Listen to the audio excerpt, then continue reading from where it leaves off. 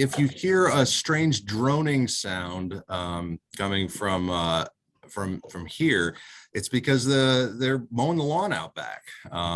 It doesn't feel like spring out there, but I guess the grass thinks it's spring. So Okay. I think they're done right by this window, but if you hear that, that's what that is.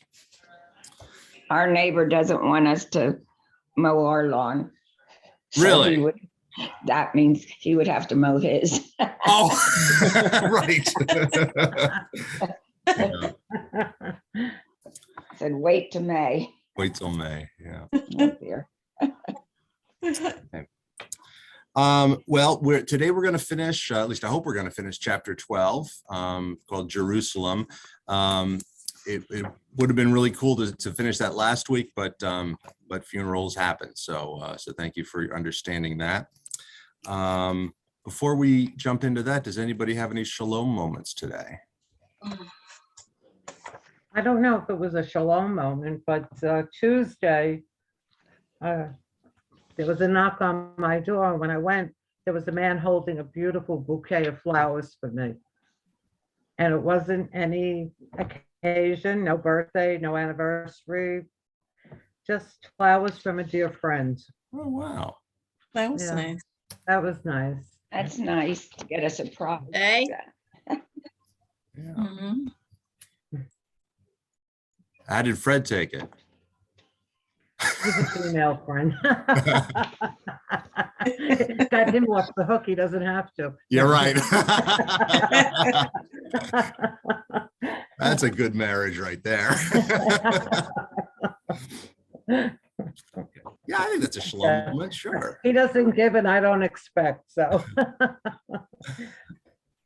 right, anybody else? I had put a notice in our community newsletter that our church was having a rummage sale. And several of the women called and said, I think I'll have some stuff. So I went and picked up some stuff on Tuesday. And the one woman that I picked up from, she just lost, her husband passed away this summer. So this was the first time of her packing up some of his things to give away. So she said, she said it was so hard. She said, but I really know that somebody will be able to use these. So that was kind of my shalom moment. Mhm.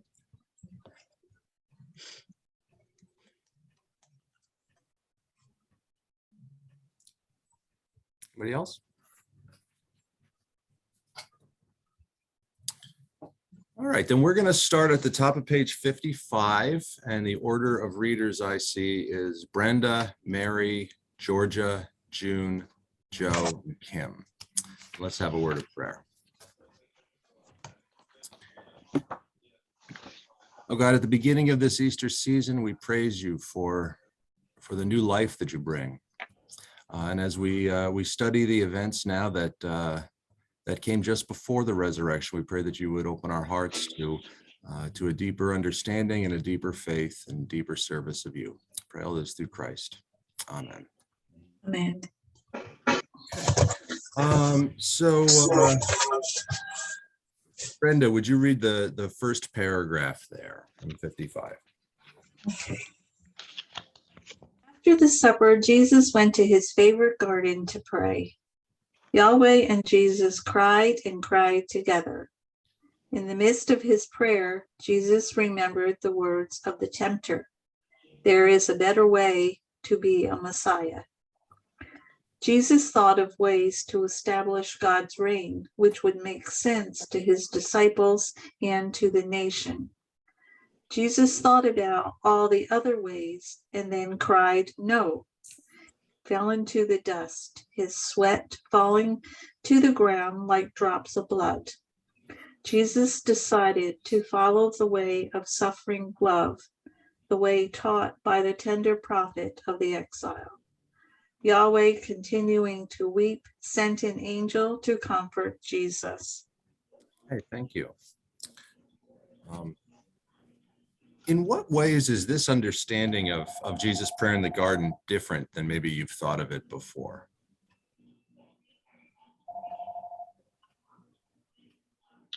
I Yahweh never thought of Yahweh or God crying with him. I thought he was alone. Same here. Right.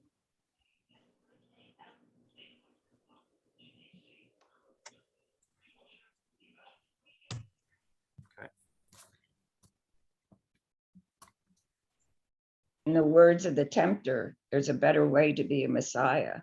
Mm.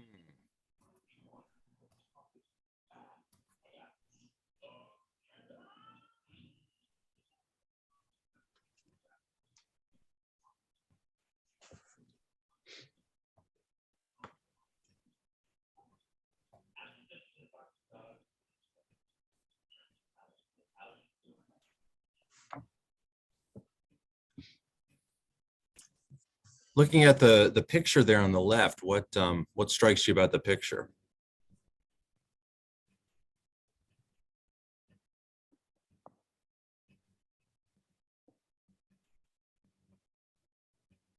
He's down on his hands and knees, but it looks like he's in anguish. It's, not a posture. I mean, I would think of a posture of prayer would be on your knees, but your hands folded, something, but he just looks like he was really in anguish, and, it says he cried and cried.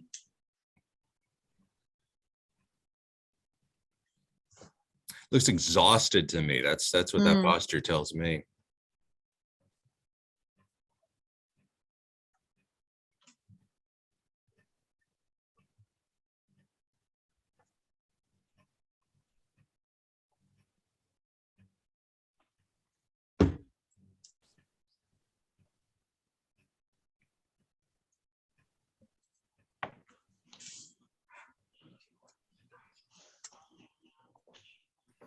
So Jesus, oh, go ahead. Are they people there on the left? The disciples, maybe? That's those lumps. Yes, lumps. Yeah, I'm thinking that those are Peter, James, and John, because at least some of the Gospels say that he took Peter, James, and John with him, and that they fell asleep. So that's what I'm thinking they are. Thank you. And I'm thinking that's Jerusalem in the background. It's I guess that's a first century skyline in the background.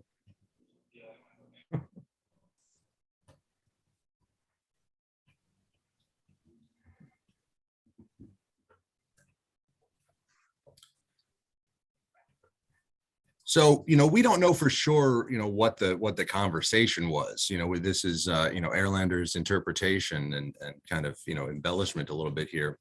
But whatever exactly, did happen through this prayer, Jesus certainly did decide in the end to, to go forward, to continue. And I wonder, can you think of any time in your life, or maybe in your experience, that the only way forward has been through some kind of pain or loss?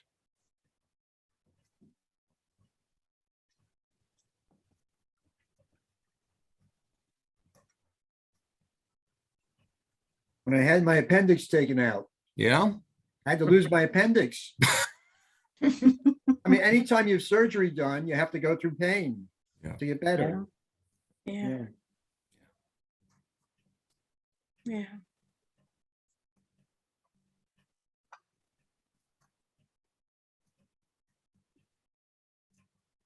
I guess thinking along those lines, probably when I broke my tibia in a skiing accident and had that darn immobilizer on for 6 weeks.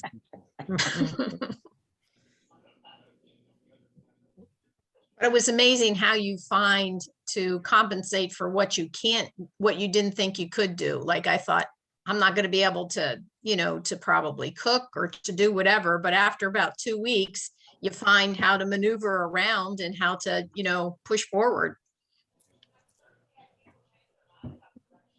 And you were good and you left it on, right? You didn't take it off. I did. I was even told I needed to sleep with it on. Wow. So I went to bed and I don't know what week it was, but it was just getting to me. So I would leave it on, but I would unloosen the straps a little bit anyway.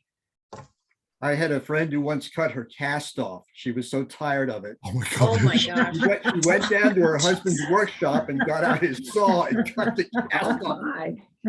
Oh, my. Doctor was not very pleased.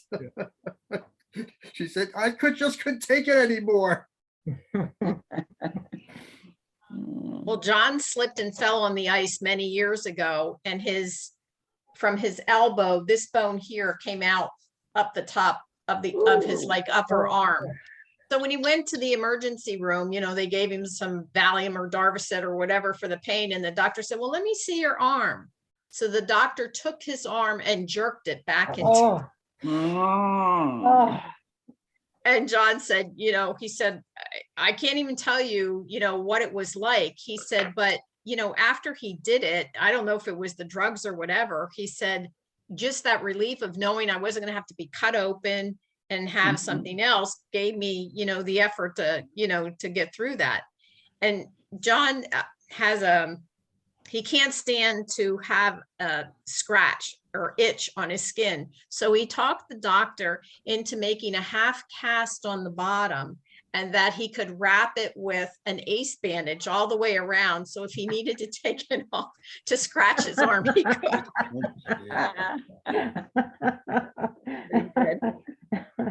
But then the physical therapy comes. I think that's the thing that really shows you need to push through to get forward. Right.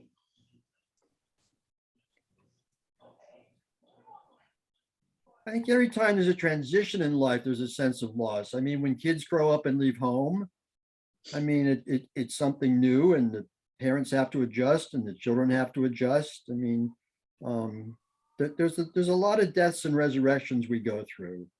I've sometimes said there's a lot of deaths we die before the final death, that you go through. And some may be harbingers of good things and some of bad things. But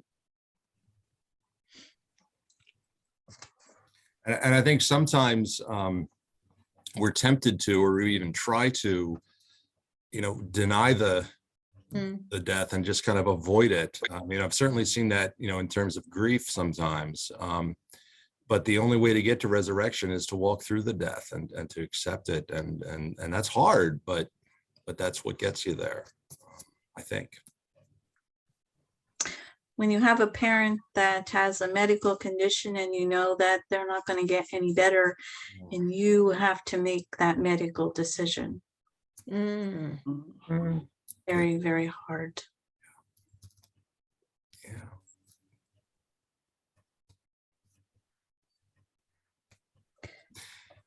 It's a really good transition to the next question that I wanted to ask.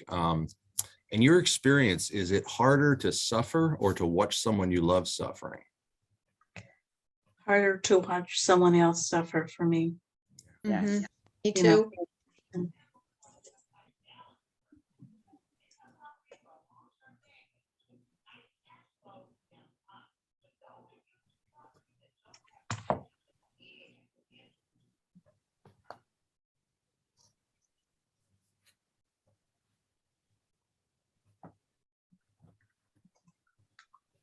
Okay.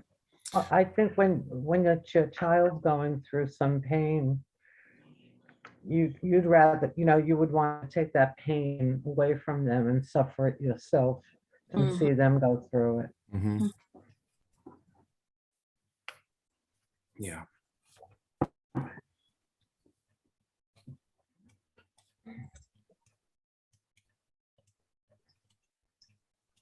So we can get a sense of what what Yahweh was going through at this point, and why Yahweh was weeping as well.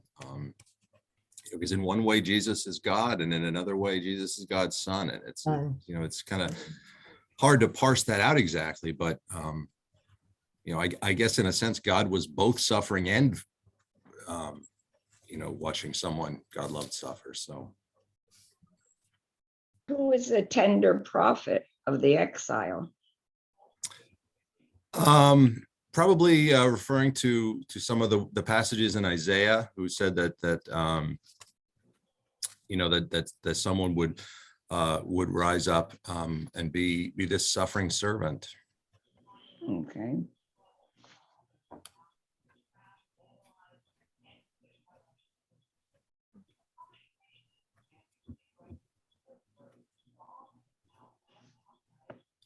Okay, let's read through the next short paragraph, and also we'll read the words on the illustration there. Then the army of the big deals came. They represented one world which could not tolerate the existence of another world.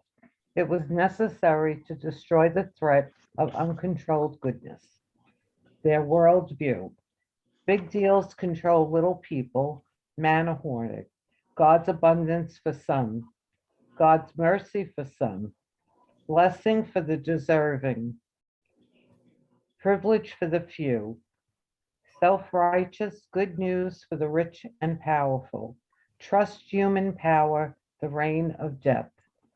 Jesus' worldview, all partners with God, manna sharing, God's abundance for all, God's mercy for all, blessing for all, forgiveness of sinners, good news for the poor and powerless, trust God's power, the reign of life.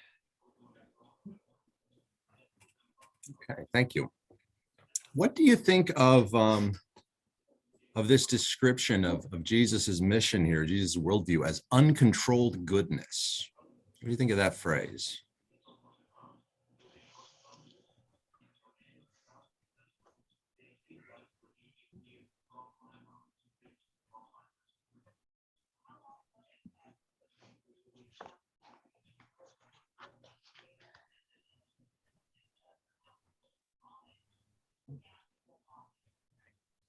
Were they talking about Jesus's the way he treated people, the way he healed people?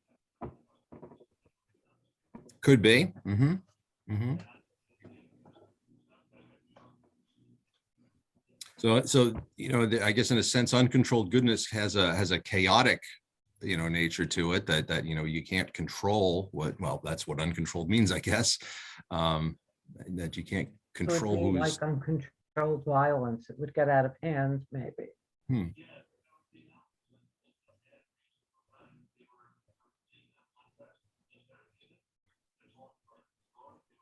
His uncontrolled goodness would give them less control. Mm.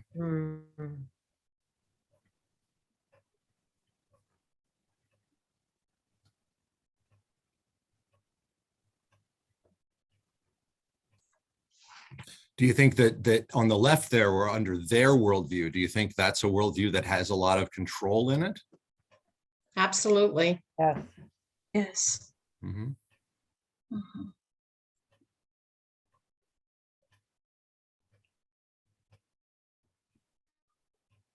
They were deciding who the some and the few would be.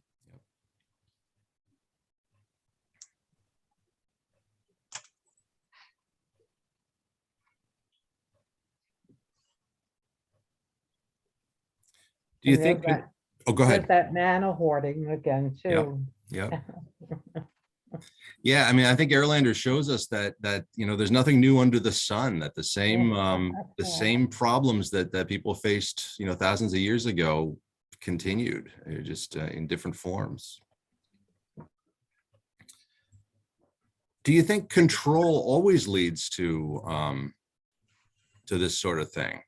Do you think goodness has to be uncontrolled? Because if it's controlled, it turns bad. Do you think that's true or not? Or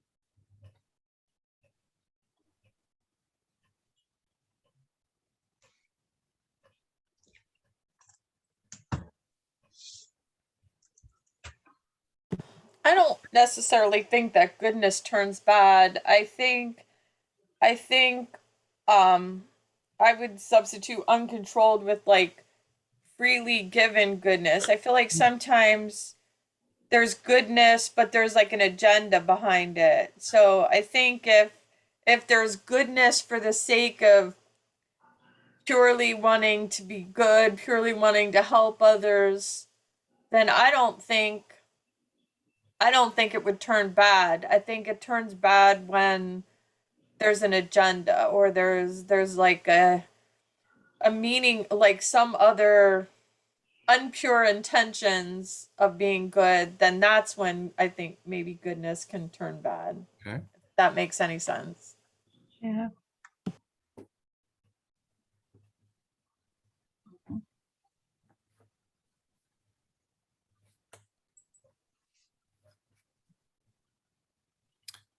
Do you think this world view on the right here would threaten anyone today?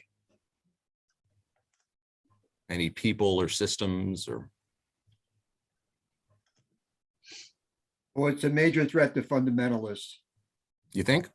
People with a fundamentalist Christian viewpoint are just absolutely scared of people being good outside of their very narrow understanding of what good means.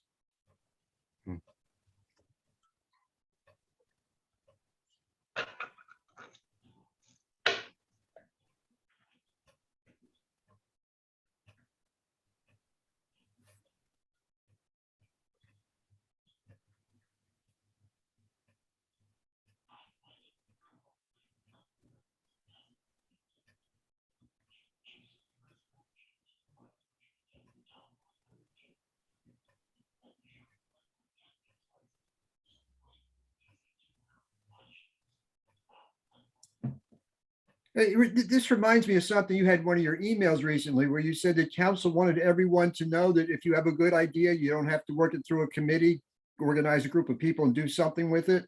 Mhm. I don't know. Do you see where I'm going? There was something in an email about that, Yeah. right? Mhm. Well, it seems to me that, in some congregations, they want everything done in quote good order and everything has to go through proper channels. But it seems like our council is saying to us, don't worry about the proper channels all the time. If you got a good idea, go with it. Don't sit around waiting for quote approval from everybody else. So I think maybe that connects here somehow.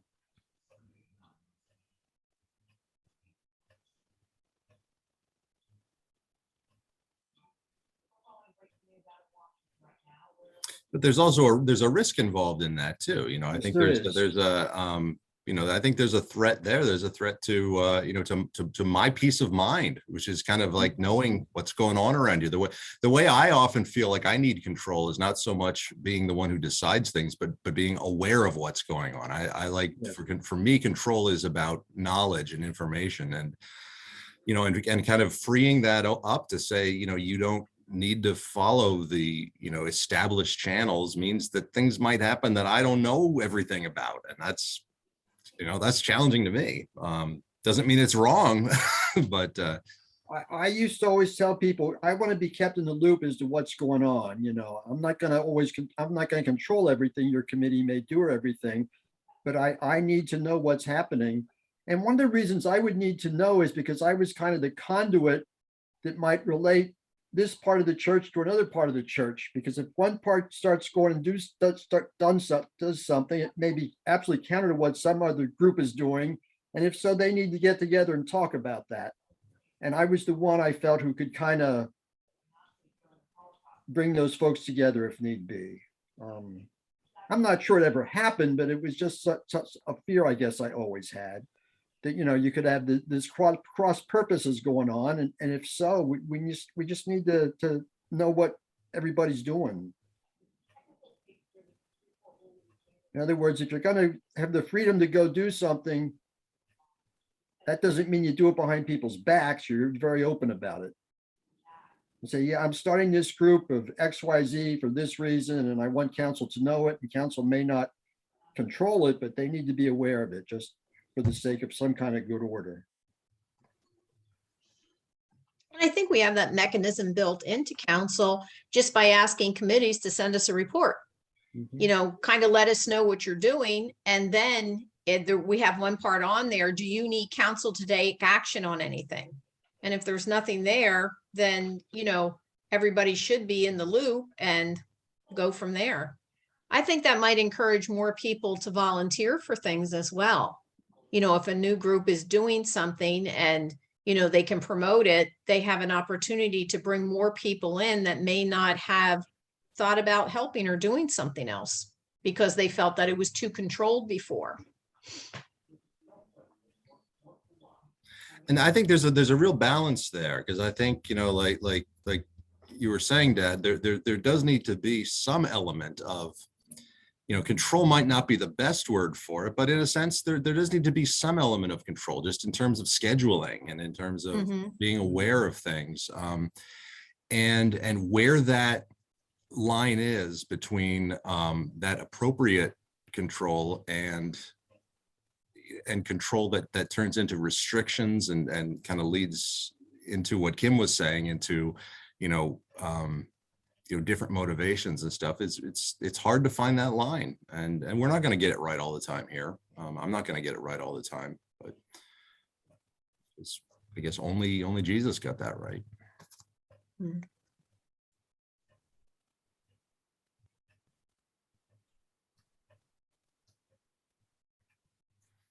All right, let's finish the page.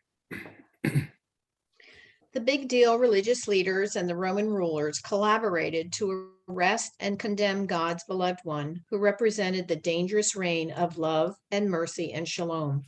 They sentenced him to death by crucifixion. Then they stripped him, flogged him, and ridiculed him. They forced him to march to the place of the crucifixion with Simon of Cyrene carrying the cross behind Jesus. Okay. Now, according to Luke, all of the big deals got together to do this. The religious leaders were involved. The Roman governor was involved. Even the king of Galilee, who was really a puppet king under Rome. That was Herod. He got involved. They were all they all saw Jesus as some sort of threat or another, and wanted to get rid of him.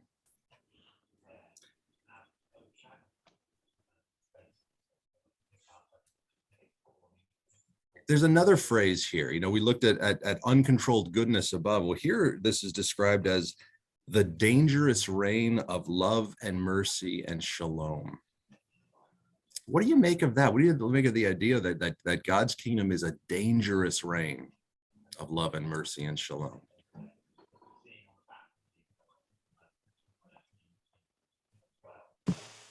I feel like that's a sarcastic statement. Like when you tell someone, oh yeah, that's really great, and you don't really mean that. I feel like to say that it's dangerous means that the opposite. Like, okay.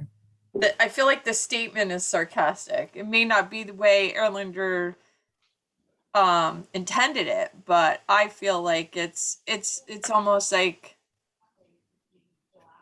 saying, like the opposite of dangerous, like dangerous, like contagious, or like that dangerous doesn't really mean dangerous. It means the opposite of that.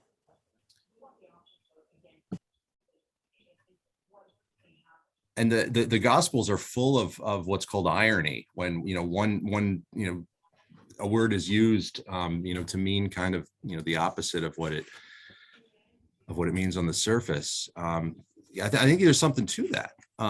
Certainly, what is Jesus' reign dangerous to us? But is Jesus' reign dangerous to those in control who want to preserve the status quo?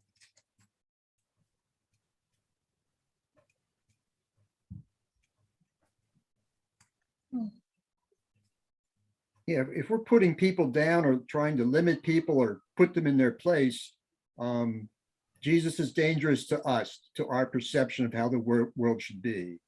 I think that's what the statement means in this sentence, that to the big deal religious leaders and Roman rulers, that this was a danger, because Jesus' way was going to change the way the world operated. And they would no longer be in charge of everything. They wouldn't be the ones who got all the wealth. They'd share the wealth, and to them that's a danger. Now to other people that's a wonderful thing. It's anything but danger. It's good news. Mm-hmm.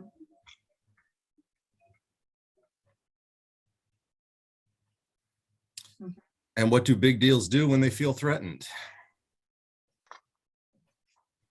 I think, yeah, I think everything I've read about the causes behind the war in Ukraine, it all seems to be a sense that Vladimir Putin feels threatened by NATO, or threatened by the West, or threatened by the existence of Ukraine, however you want to define it. And and what's he doing? Just continues to lash out, and unfortunately he has quite an army behind him. So Yeah. Yeah.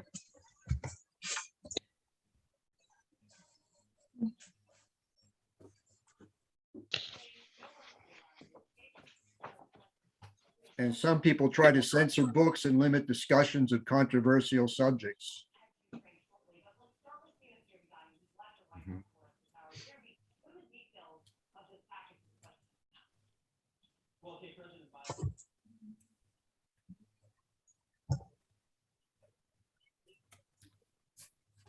And I think there's elements of all of our, at least of my, understanding of the world that are threatened by this. I like to know how things work. I like to be able to understand everything, and I think Jesus kind of threatens that sometimes. I like to be comfortable. I like to know that I'm going to be taken care of in retirement and that sort of thing. And I think, Jesus threatens some of that and says, you know what, it's not about worrying about your own stuff. So I think, we're all threatened to some level or another in terms of how we do things.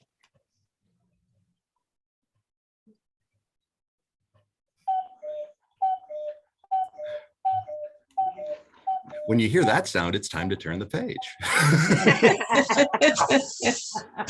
Okay. Oh, I remember those, at least when I was a kid, we used to get these books that had records with them that you'd put the record on, and there would always be some kind of sound like that. I know I had a Star Wars record that when you hear R2-D2 beep, turn the page. Anyway, let's read the first paragraph and look at the illustration on page 56. The soldiers of the Roman rulers nailed him to the cross. The wails of God filled the universe. Together, Yahweh Sabayoth and Jesus entered the watery depths of chaos. Together, they bore the pain of the world. They absorbed the arrogance, the hatred, the violence of the big deal. In his last moments, Jesus continued his life of mercy for all and manna for all. He promised the banquet of paradise to an unworthy criminal. He offered mercy to all as he cried out, Abba, forgive them, for they know not what they're doing. And certainly this man was righteous. Yep. So Yahweh Sabayoth is a Hebrew term. It's an old term for God that literally means Yahweh of hosts, and hosts in this case kind of means the angel armies. This is a very military view of God, that God is commander in chief of the angel armies. Why do you think that term got used here in describing this? That Yahweh Sabayoth and Jesus entered the watery depths of chaos together. Why would Erlander choose to use that term here, do you think?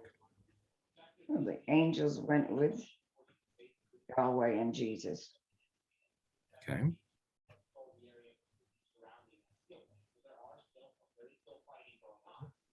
Any other thoughts?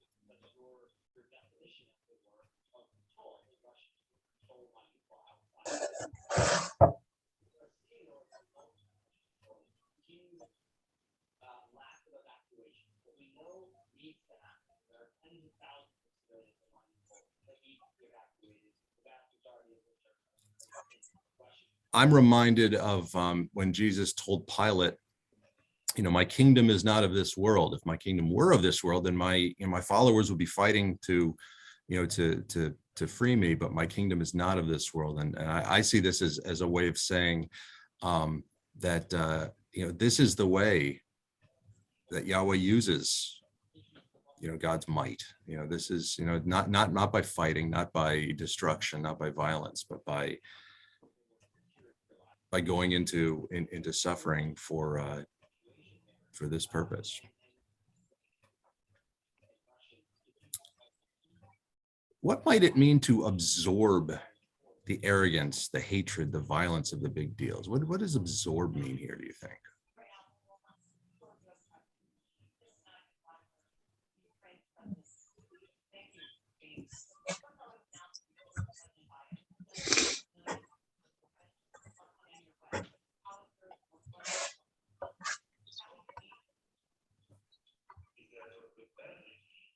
perhaps that instead of returning violence for violence, we refuse to play the violence game. We simply absorb this terrible deed into ourselves, allow it to be done to us, but refuse to respond in kind. It's kind of the approach that Gandhi and Martin Luther King and Desmond Tutu took. You know, Martin Luther King Jr. would talk about, we will not be like those who oppress us. We will not respond with hatred, but with love. You know, we will continue to protest it and point out how wrong it is, but we're not going to fight back they're going to fight back through nonviolence, not through violent means. So I think that when that God simply decided to absorb it, and but then I guess the hope is it will then run its course and be done with. The vicious cycle would not continue.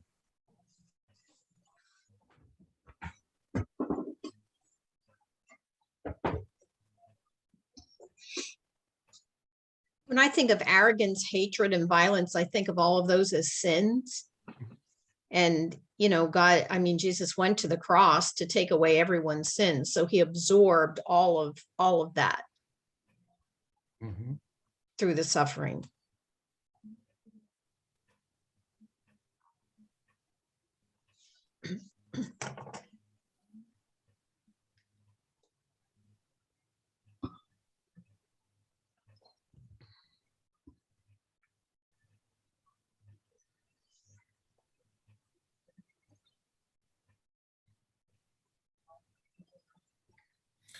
And I don't know about the rest of you, but I still find it to be a great mystery as to how that happens. You know, how that was accomplished there. I trust it. I glorify it, but I don't understand it.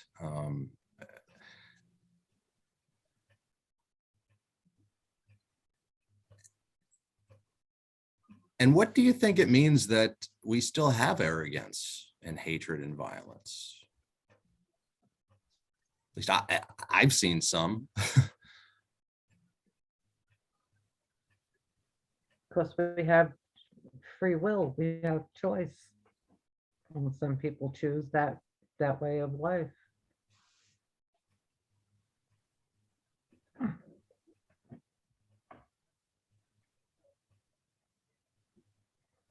Does that mean that Jesus failed?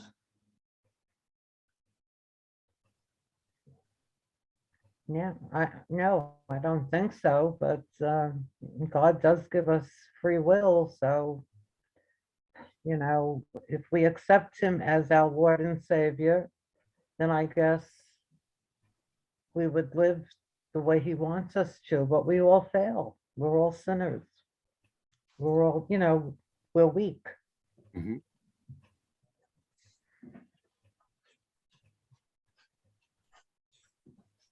I don't We think don't know what we're we doing. wanted to say we're going to be arrogant and, you know, we're going to hate people. But I think, you know, it's our human failings, I guess.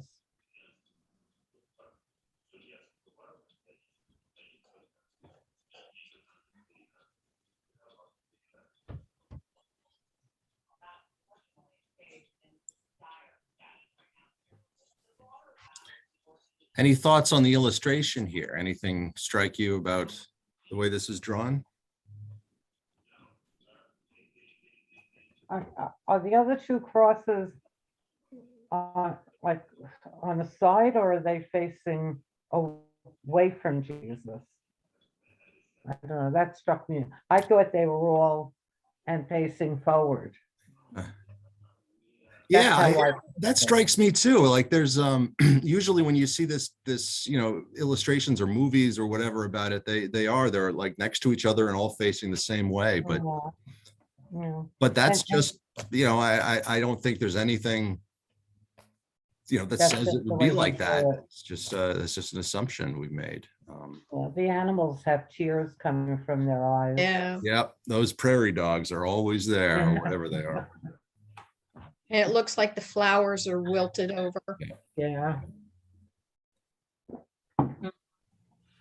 Yeah, the Gospels even tell us that the sun's light failed for a Right, few hours. right. You know, it seems like all creation was mourning about this. Yeah. Yeah. It was like Yahweh was crying. Mm-hmm.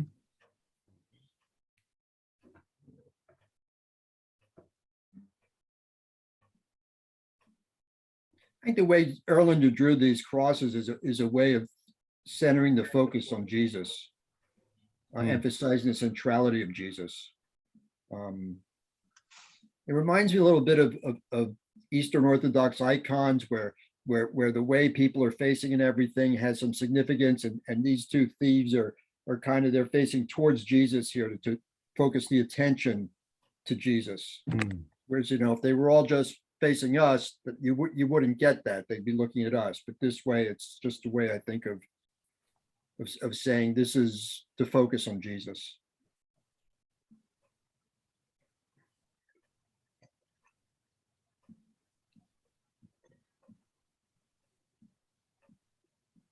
Yeah, I actually see a lot of connections with Orthodox icons, the way this is drawn here. You know, it's got often in those icons, you've got very slender and long limbs and fingers. You know, it's just the style that they're drawn in, and I see that with Jesus here. You've got that, you know, the really almost non-existent elbow there between the two long parts of his arm. And yeah, it's very stylized that way, in a way that not all of these drawings are.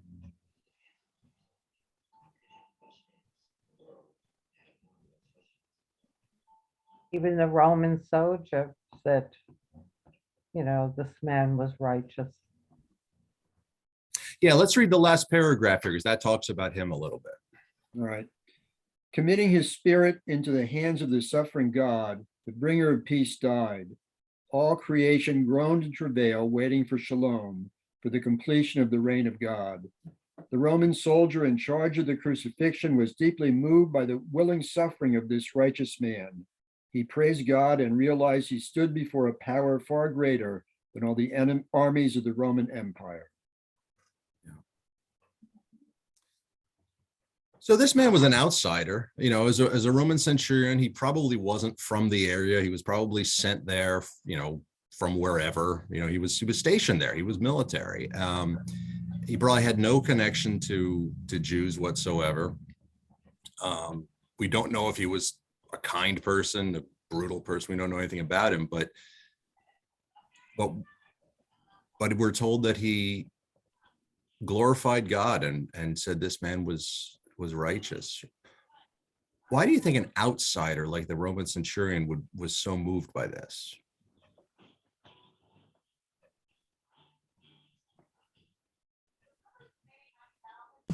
Maybe most people that were there were moved by it, but the writer of the gospel is including that Roman centurion because he was outside the faith and wasn't Jewish, so to try to show that like that this just wasn't someone that Jesus was the Son of God and not just a Jewish prophet, like to try to point out that this was something the whole world needed to recognize and not just the people of Jerusalem. So it's possible that, you know, that Roman centurion really was moved, but I think it's more just trying to point out that everyone should be moved about it, and that's why the writer of the gospel is writing about him. Yeah, I think that's a good point.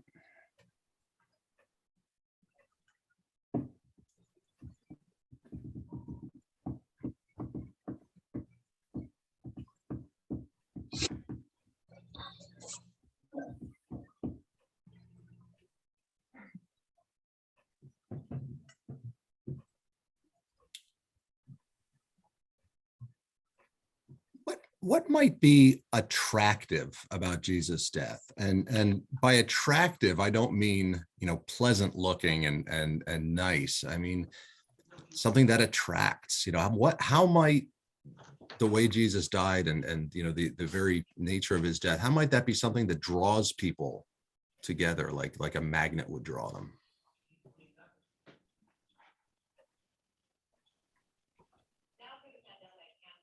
Sometimes grief brings people closer together. And if they were grieving, that's maybe what brought them closer together. Okay. What do you think that is? Why does grief bring people together?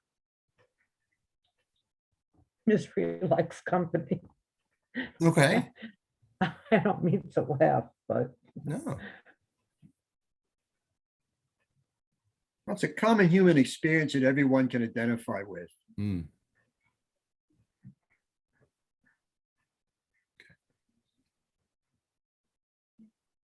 and yet some people like to be alone when they're grieving. Mhm. Who knows?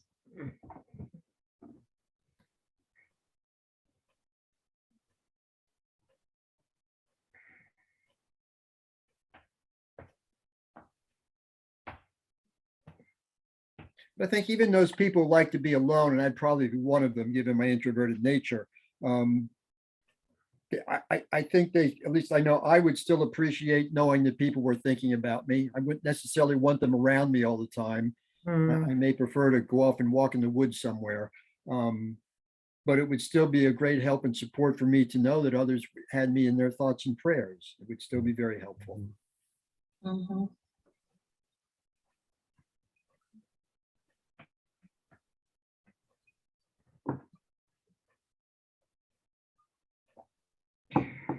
To go back to your original question, Michael, about what might be appealing about the way Jesus died, I think the fact he did not curse his enemies would impress some people. He refrained from cursing and calling down the angels of heaven to destroy his enemies. You know, most of us, if we were to die like he would die, we just throw out whatever bad things we could say about those who were killing us. Jesus refrained from that.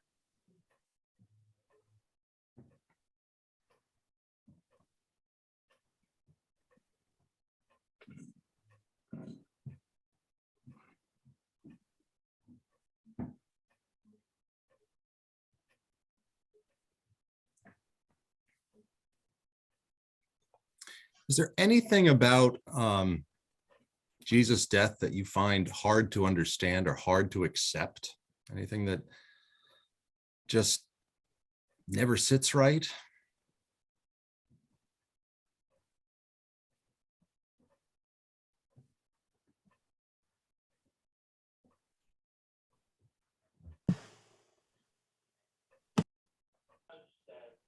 I guess I just wonder what made God come up with the idea in the first place. Like we kind of accept that that's what God did, that's what God decided to do, but and that it was foretold in like earlier scriptures, but I mean there had to be a moment when God decided this is what I'm going to do.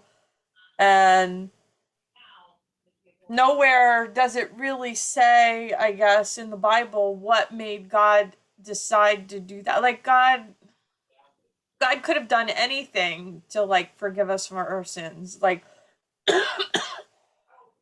sorry, I just don't know what made him decide to do this particular thing, like to sacrifice his God's own son.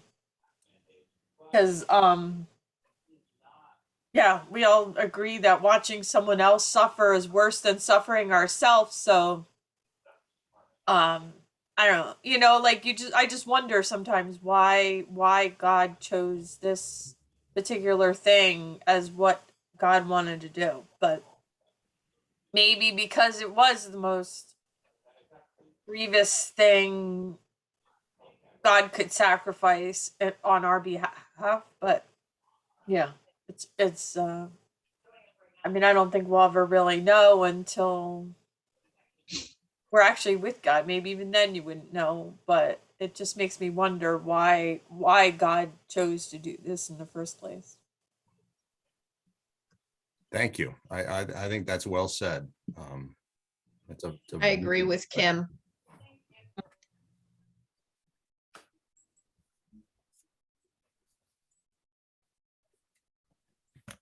And I guess, when you think about the ultimate sacrifice, I mean, this is it. I mean, we talk about suffering or giving this up or giving that up. But when it comes down to it, when we look at what, Jesus did for us, we fail in comparison for that. Mhm. But just thinking, couldn't there have been another way?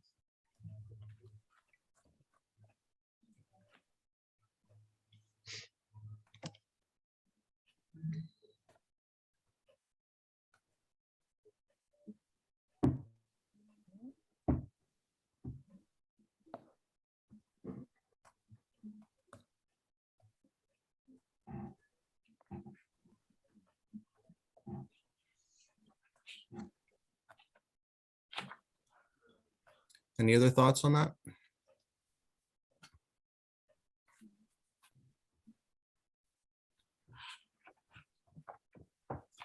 Okay, let's read page 57. We'll read the whole page. Joseph of Arimathea, a member of the executive board who was upright and virtuous and longed for the reign of God, buried the body of Jesus in a tomb hewn from stone. He sealed the tomb with a large rock. The big deals laughed and congratulated each other. Now things were back to normal, back to the way they were supposed to be. Order, hierarchy, unworthy, oppressors, and oppressed. As the tomb was sealed, the vote was in, and the vote was no to the life and teachings of Jesus, no to Jesus' proclamation of the reign of God, no to Jesus' world of manna and mercy for all. Jesus' friends, the women, disciples, and others of Anawim, watching from a distance, wept. They had hoped he would be the elected one who would liberate Israel and make things right. On the bottom, all is lost. Yes, all is lost. Back to normal. Normal is good for us and the nation.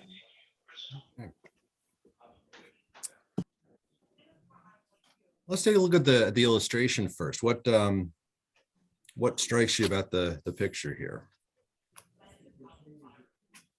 How some are so happy and some are so sad. Yeah. Even the tree and the flowers. Yeah, look at that tree. That is a sad tree. Yeah. He's crying. It's like he has a tear. Yeah. Can you tell who, like, what type of person here is happy or what type of person is sad? Or is there a The big difference there? deal. Yeah. Jesus.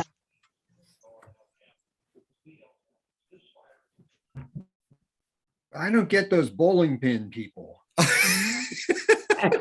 mean, they look like bowling pins marching up the road. I'm not sure who they are. Yeah. Yeah, there's three sets of people here: the big deals who are happy, the poor people who are sad, and the bowling pin people who don't care. I guess.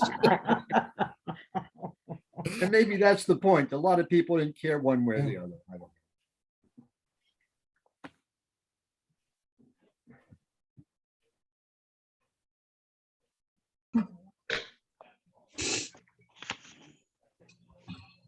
I just noticed, I didn't notice this before, that this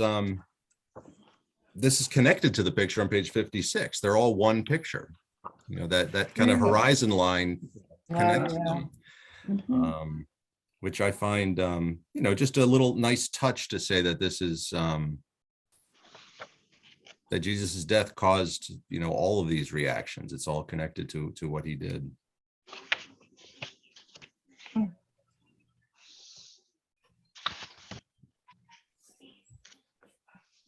With you saying making that connection, to me, seeing the big deals up there celebrating already. Yeah. It didn't take long and they were already thinking that they were victorious and they would be able to take everything the way they wanted it. And look how big they look, don't they? They seem, like giants, or at least like they think they're giants. If that's the wall of the city there, they're literally head and shoulders over the wall of the city.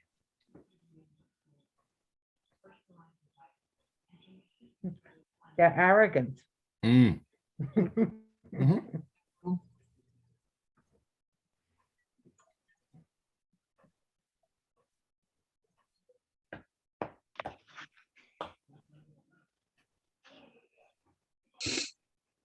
So Joseph of Arimathea is mentioned in all the Gospels, and I have been saying that name over and over again the last few weeks. I feel like I'm tired of saying the name Joseph of Arimathea, but this is the only place he appears in all the Gospels. He appears, after the crucifixion, and I think one of the things he shows us is that Jesus's followers were not all of the same class or position in life. It wasn't just poor people. It wasn't just the underclass who followed Jesus. Certainly a lot of them did, but Joseph was, for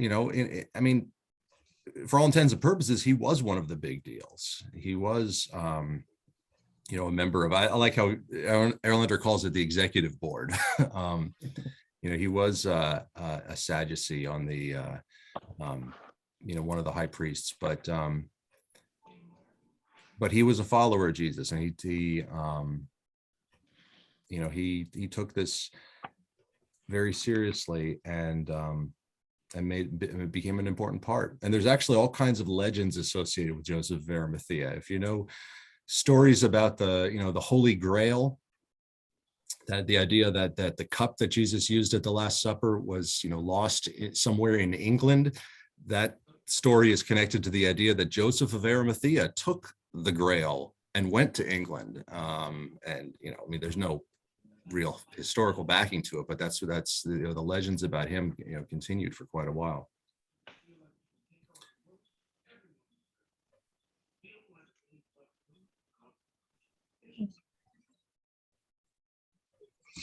So this has been a little bit odd talking about this week. We expected to talk about this last week when it was timely in the church year, and we expected this week to be talking about what's coming up on the next page, which is, the other side of the story, the good news of the story. But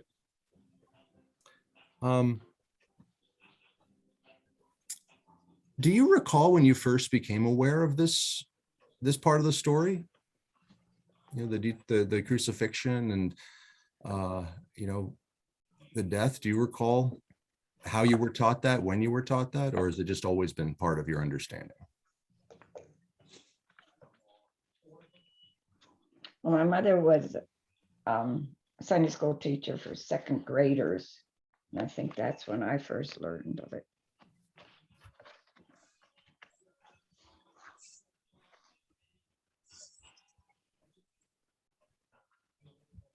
I often think of something similar to what you're asking. I sometimes wish I knew what my initial response was to the Bible stories when I first heard them.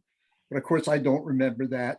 And I don't remember when I first heard this story, what my response was. It's like I sometimes wish I remembered the first time I saw a bald eagle, but I have no idea when that was or what I thought of it. I wish I knew that stuff, but I don't, It'd be kind of neat to be able to say, yeah, this is when I first heard this story. This is what I first thought. And then to kind of trace through how my thoughts and views of that might have changed over the years. But I honestly, it's just been there as part of my life, as long as I can remember.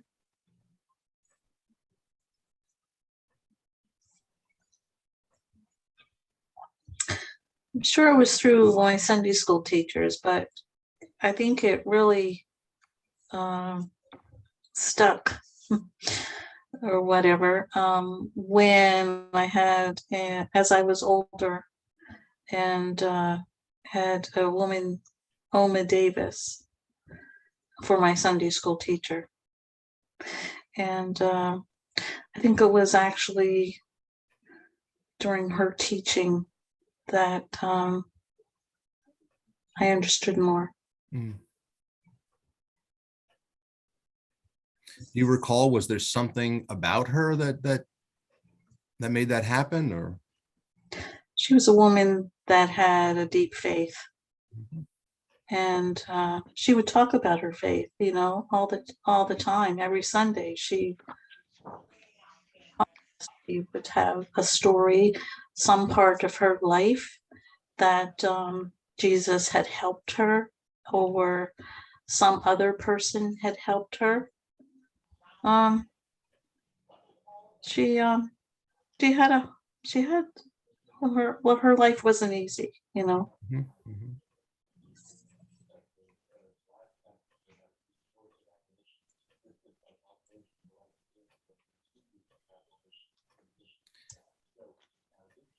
I think sometimes some of us try to overlook parts of the story that are harder like this. I mean, you look at, church attendance on Good Friday versus Easter. Mhm. And there's a lot of reasons for that, but I think one part of it is I don't want to be depressed by this. I want to be happy about the good news, and I think there's some level of that I think we experience.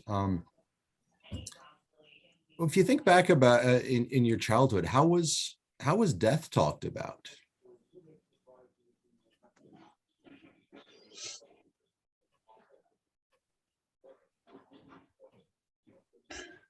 Not too much. Yeah. I mean, we lived with my grandparents when I was little growing up, my mom, dad, and I. And I remember my grandmother dying. I was 6, maybe 7. She had passed before my grandfather. And I remember going to the funeral home, and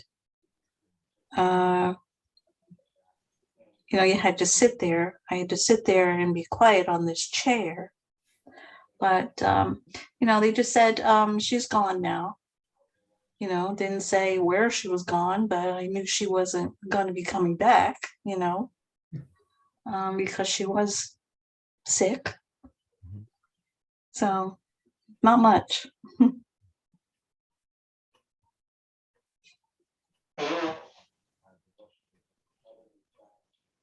I don't remember it coming up in my family, but I know oftentimes there was a discussion in families about, should we take the children to the funeral? Mhm. So there's always this kind of discussion in the air about what should we tell them and how much can they handle, so forth and so on. Mhm.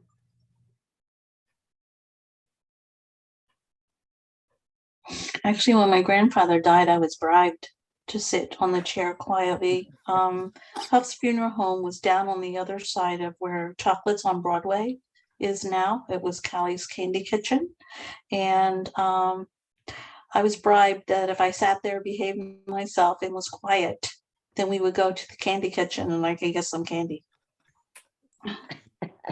It's not like that today anymore. There's a lot of talking and reminiscing, and stories being told. And, it's changed a lot. Mhm. And I wonder if, like now we talk about death to our children and my grandchildren differently. Mhm. But back then, like Brenda said, we had to sit quietly. Maybe they didn't know how to talk to us about death. Mhm. I think, we've learned more than our parents and their parents. I think each generation learns a little bit more, and we know better how to handle death. At least I hope we do. Yeah, that's very hopeful. I hope you're right. My cousin in Tennessee tells the little ones, you have to remember that the body is, think of a peanut. The body is just the shell. The inside is the spirit, and the spirit went up to live with the Lord, Mhm. or the soul. Mhm.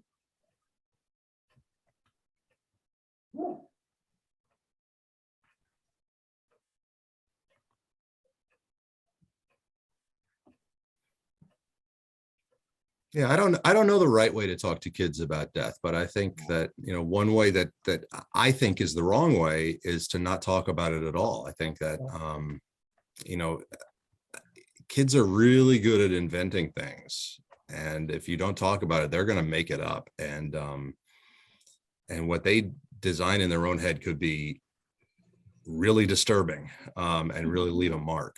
And it's true of adults too. I think it's important that we talk about this too. I think that's why it is important that we talk through these things, that we, you can't have the resurrection without the crucifixion. So we got to talk about the crucifixion too. Recently, I asked my grandson, who was 13 at the time, "Are you going to die? Are you going to cry when I die?" And he said, "No, I don't cry." Yeah. I said, "But you're going Maybe to if cry you- when I die." He said, "I don't cry, Nona." Maybe Nona needs to give him permission now.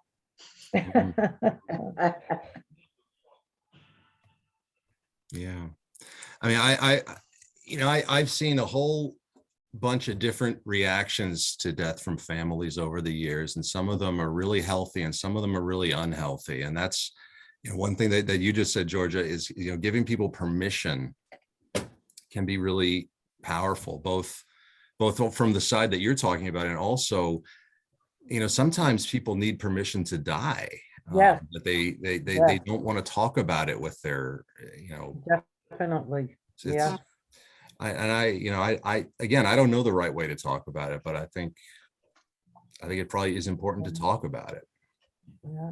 The hospice nurse told my friend Liz, when her husband was dying, just whisper to him that you'll be okay and it's all right for him to go. Yeah. And she did that and he went. Yeah. I think the rise of hospice care is a really good sign right now, because it's, I think, a number of people used to be, and some still are, scared of hospice, because if we have hospice, it means we're giving up. It means that they're Right. dead. And, the truth is we're all going to die. And what hospice is it's a way of making those final days, weeks, months, even years, more Comfortable. meaningful and comfortable, and sometimes more dignified. I think it's a very helpful thing. And I've never known anyone who regretted bringing hospice in. I've known a number of people who regretted that they didn't bring them in earlier. Yeah. To go back to the children question, one of the things we need to do is to listen to the children, give them a chance to talk. I remember I had a parishioner, she died, relatively young age, maybe 50ish, I guess. And the grandfather, the widower, said, "Can you come talk to my grandchildren? They have a question they want to ask you." I said, "Sure." So I went over to his house, grandkids were there. Their question was, "Pastor, is there ice cream in heaven?" I said, "Why?" I said, "Well, our grandmother really liked vanilla ice cream, and we're hoping she has some in heaven." I said, "Well, I don't know for sure, but I hope there is." I had another teenage boy. His father suddenly died. He asked me if there were dogs in heaven, because he wanted to believe his dad was united with the dogs. And I had a really cool experience one time. It was with a family. This guy had died. I guess it was a young grandson. He must have been about 8 or 9 at the time. And I don't know why, but he asked this question as I'm there with the family. We're talking about funeral plans. He says, "Pastor, how many hands does God have?" I thought, oh my gosh, what kind of a question is this? And I'm racking my brain to come up with an answer. Someone in the family says, "God has as many hands as are needed to hold all of us in love." I thought, Oh, well, that's a perfect answer. that's Oh, good. wow. That is It was good. Betty Kushner who said that, Michael. No Betty kidding. Kushner said she was related to this family somehow, was there when I was helping Yeah. the family plan the funeral. That's a good answer.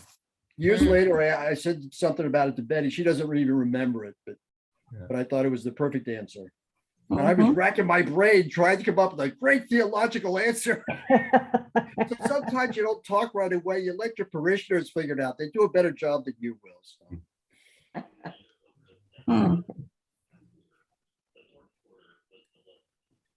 Yeah, it's funny how we all have different perceptions, because I feel like if you die and you're in heaven with God, you're just going to be so in awe of God's presence that you won't need to worry about ice cream or whether your pets are in heaven. Like we worry about that now because we're not in the presence of God. But when you're in the presence of God, I feel like everything else will just fall away. Like you'll just be so all consumed by God that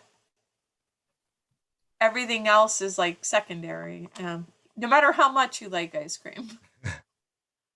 That reminds me of another parishioner I had. It was the husband of this Betty that I just talked about. He always had all these intriguing questions. He says, I can't wait. When I get to heaven, I'm going to ask God about this. And one day he says, I bet when I get there, it won't even matter anymore. So you're probably right. Yeah. So I think, you're onto something there, Kim. It's just, all the questions will go away. It won't matter. But right now, they're very intriguing. I just want to believe that when we do get to heaven, we'll see our loved ones again.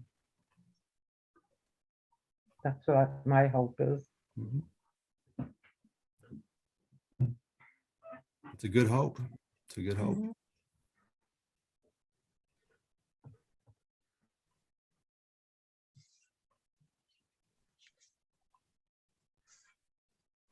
And look at that for how down and difficult as this chapter is to go through, through talking about it like this, we all have a smile on our face right now. So that's one of the keys, is just keep talking and listening. So, but next week we'll get into the happy stuff, the exciting stuff about Easter. So any last thoughts, questions, reflections before we close? As we've been talking about this, I realize what my oldest memory of the Good Friday story is. I doubt that it's my first one.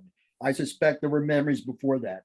But as I think about the earliest I can remember is our pastor in Sinking Spring was a guy named Ted Jench, and he had a 10 a.m. Good Friday morning service for children. That's the oldest Good Friday I can remember. And he gave us little cards because there was no video, you didn't have phones to take with you. And I was excited to get these little cards he'd hand out with pictures on them, and things like that. So I think that's my oldest memory as I think about it. But I'm sure I heard the story before that.